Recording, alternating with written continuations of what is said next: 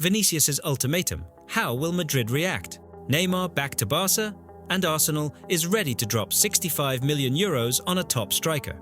Who's their target? 250 thumbs up, and a new episode drops tomorrow. It looks like Real Madrid is once again caught in a financial tug-of-war. This time, the main character is Vinicius Jr., who doesn't just want a salary higher than Bellingham's, he wants to earn more than Kylian Mbappé.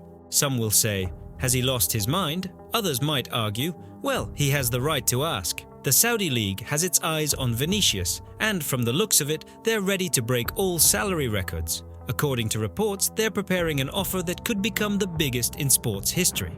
Let's not forget that Al Hilal was already throwing insane money at Neymar, so this time, the Saudis might go even further. For now, Vinicius isn't negotiating with them, but he's using their interest as a powerful bargaining chip in talks with Real Madrid. Considering that Mbappé signed for 15 million euros per year, but also received 40 million euros in bonuses, the Brazilian wants his share of the pie too.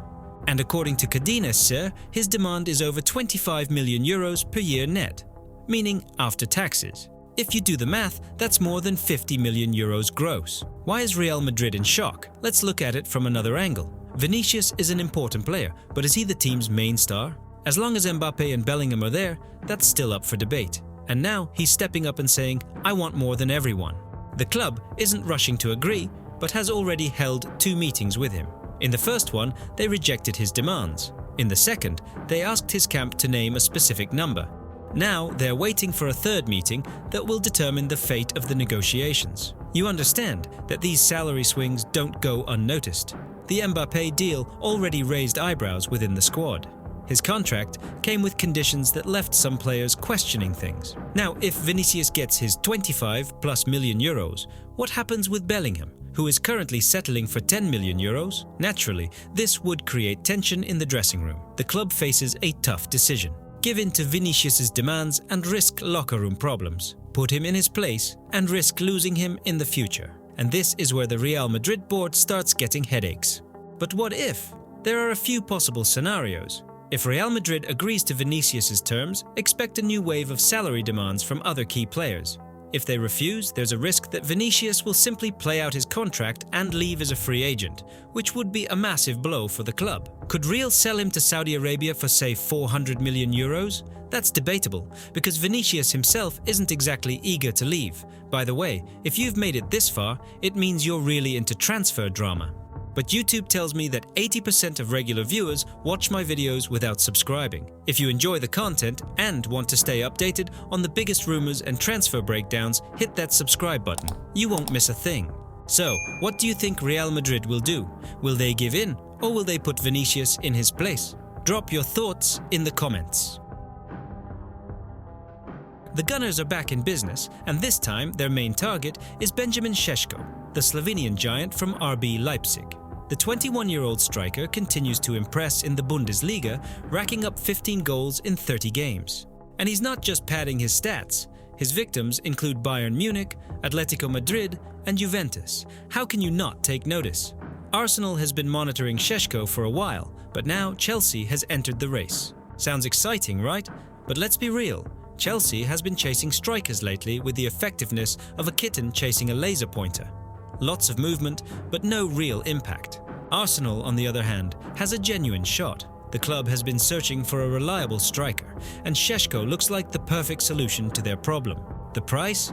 65 million euros. That's not an outrageous sum for Arsenal, especially considering they recently tried to sign Ollie Watkins for £60 million, only for Aston Villa to shut the door immediately. But with Šeško, there's a release clause in play, which could work in Arsenal's favour. Why Šeško? He's not just big and strong, he's fast, technically skilled, and has a killer instinct in front of goal. He can drop deep or lead the line, blending physicality, technique, and a predator's instinct. Comparisons to Erling Haaland only add to the hype. Now, imagine him at Arsenal. A towering presence, powerful, yet capable of playing in a fluid attacking system. Arsenal isn't just about whipping crosses into the box, and Šeško isn't just a target man. Who else is in the race? Manchester United is lurking in the background, but given their recent transfer successes, Arsenal fans shouldn't be too worried. Chelsea, though, is a more intriguing competitor. they have money, but no Champions League football. That's a huge advantage for Arsenal. Besides, let's be honest, which young striker dreams of joining Chelsea right now? Their attack is a chaotic mess, where players are left to figure it out themselves. Last summer, Šeško already considered joining Arsenal, but ultimately decided to stay in Leipzig. Now, it seems like he's ready for the next step. Leipzig knows he wants to test himself in the Premier League, and if his release clause is triggered, a move could be inevitable. Arsenal needs a striker, and Šeško fits their long-term vision perfectly. He's young, talented, proven against top clubs, and still improving. 65 million euros for a player of his potential. A smart investment. What do you think? Would Šeško be the perfect number 9 for Arsenal, or should they take a risk and go for someone more experienced? Drop your thoughts in the comments. Who would be the ideal striker for the Gunners? Liverpool is ready to sell Alisson. Yes, that Alisson, the one who once stood as the Reds' last line of defense, saving the team in even the most hopeless situations.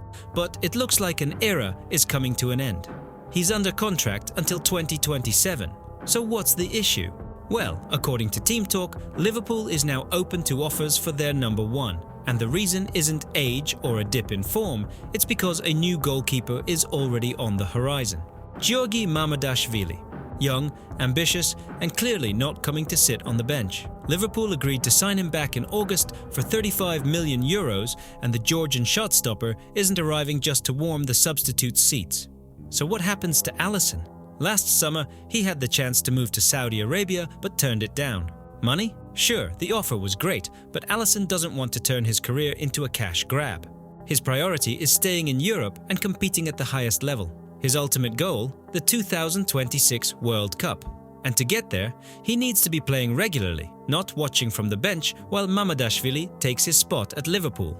Now, rumors are swirling that top European clubs are monitoring the situation. The real question is, who's willing to pay serious money for a 32-year-old goalkeeper? But let's be honest, this is the perfect time for a transfer. He's still at the top of his game, experienced, and playing consistently. If Liverpool is planning for the future, selling Alisson now makes sense while he still holds value. But this wouldn't just be any transfer, it would mark the end of an era. Alisson arrived from Roma in 2018 and became one of the greatest goalkeepers in the club's history. 284 appearances, 123 clean sheets, an incredible record. Without him, Liverpool doesn't win the Champions League, and the Premier League title might have remained a distant dream. But football doesn't stand still. Liverpool is evolving, and if Mamardashvili is truly ready to take over, selling Alisson is a logical step. The real question is, will the fans accept saying goodbye to a legend so easily? Alisson hasn't made a final decision yet. He'll stay if he's guaranteed a starting role. But let's be honest, Liverpool is already preparing for life without him. So, does that mean he'll pack his bags this summer? Maybe. Now, over to you. Who could sign Alisson? Or will Liverpool manage to keep him? Drop your thoughts in the comments. And don't forget, the more likes on the video, the faster new episodes come out. Manchester City has challenged the Premier League's rules that prohibit clubs from signing lucrative sponsorship deals with companies linked to their owners. The court ruled these restrictions as unfair, and now it looks like the financial floodgates have opened. That means the owners of City and Newcastle can now pump in millions, if not billions, without worrying about limitations. What does this mean? Well, for starters, the rich clubs will get even richer, and everyone else. Good luck keeping up. If there were at least some rules keeping financial manipulation in check before, now, total chaos. It's like handing a top gamer cheat codes while everyone else plays with a broken controller. The Premier League is in panic mode. They're calling this a huge embarrassment and fear that clubs like City and Newcastle could now demand compensation for lost revenue. Imagine, for 3 years, they were restricted from signing certain sponsorship deals, and now, boom, they could take the league to court and claim millions. But what's even worse? This could undermine the ongoing investigation against City for 115 financial rule breaches. If the club has already found a loophole in the Premier League's regulations once, who's stopping them from doing it again? City is playing chess, while the Premier League can't even win a game of checkers. What happens to competitive balance? If City and Newcastle can inject unlimited cash, then what's the point of financial fair play? At this rate, the owners of Arsenal and Liverpool might as well close their checkbooks and watch their clubs turn into hopeless challengers in a race they can never win. This isn't just a scandal, it's a potentially fatal blow to the entire Premier League model. Right now, the Premier League is the best, most watched, and richest league in the world. But if the financial gap between the elite and the rest gets too wide, it will kill the competition. Do you want a Premier League where City and Newcastle win everything while the rest fight for scraps? So, is this a victory for football or a disaster? Some will say City simply fought for fairness. If Arsenal can take cheap loans, why can't City bring in sponsorship money? Others will argue this destroys the league's balance and makes the rich even richer. What's next for the Premier League? Harsh new sanctions or total financial anarchy? Neymar wants to return to Barcelona again. Yes, the same Neymar who left for PSG in 2017 for a record €222 million to become the team's leader. The result? Injuries, scandals, and now the desire to go back where he came from. Classic. This time, the 33-year-old Brazilian is making yet another attempt to reunite with Barca, but it's not that simple. Right now, he's in Brazil, playing for his boyhood club Santos, and his return feels more like a nostalgic tour than an ambitious move. He signed a contract for just 6 months, taking a massive pay cut. And it's not just an act of goodwill, it's a statement. Look, I can still play at the top level. The question is, does Barca believe it? According to the Spanish press, Neymar truly dreams of wearing the Blaugrana jersey again. But for that to happen, he needs to meet 2 conditions. Regain his form, accept yet another major salary reduction. But is Barca even willing to take that gamble? His last season in Saudi Arabia was a disaster, just 7 matches and a serious injury. However, if reports are to be believed, Barca's sporting director Deco is on the lookout for a left winger. And if no better options emerge, Neymar's name might just come back into play. There's just one catch. He needs to prove he's not a retired player yet. Right now, his career looks like a final attempt to return to top football before the 2026 World Cup, where he dreams of shining for Brazil.